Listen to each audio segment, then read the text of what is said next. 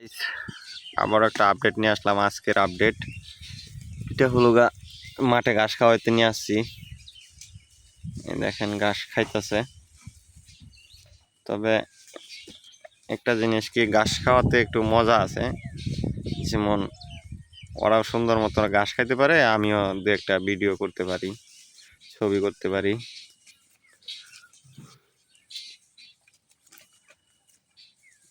দেখেন এই যে পাড়াও ঘাস খাইতেছে। পাড়া আবার এখানে খুব ভালো। আবার এখান থেকে ভিতরে নেওয়া যায়, তেলে হ্যাঁ নেতাগিরি শুরু হয়ে যাবো। আমার খালি গুতাবার আসবো, ই করবো, এরকম করে।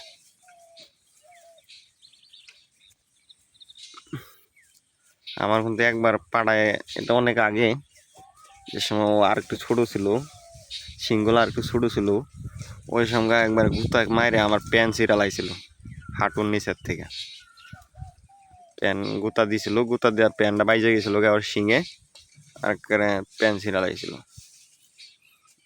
এটা আমার মনে আছে এখনো। ওইটার পরের থেকে আমি এখন হেয়ার লগে এত ই করি না। দেখেন ঘাস নাই, মাঠে ঘাস নাই। বৃষ্টি হইব হইব কেউ হয় না, বৃষ্টি একবারে খুবই ইতে আছে। মাটিগুলা ফাইটে যেতেছে দেখেন, এই যে মাটিগুলা ফাট মারছে। বৃষ্টি যদি একটা হইতো তাহলে আবার ঘাস সুন্দর হইতো।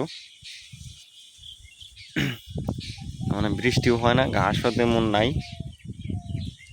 ছাগল খাওয়াইতেও খুব সমস্যা হইতেছে।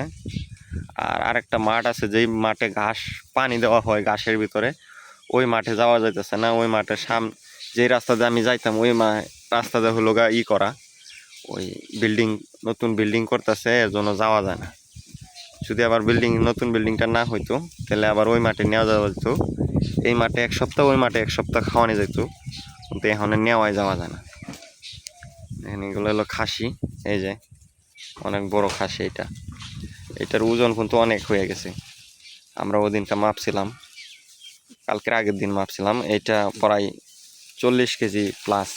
এই যে এটা এখন মানে সহ আর কি, ওই জেতাও এটা আর কি। এটা এগুলা কোরবানিতে কিছু সেল দেওয়া হইব, আবার কিছু আমাদের মালিকরাই জব করবো, কোরবানি দিব। আমাদের মালিকরা আবার 3টা 4টা করে কোরবানি দেয়।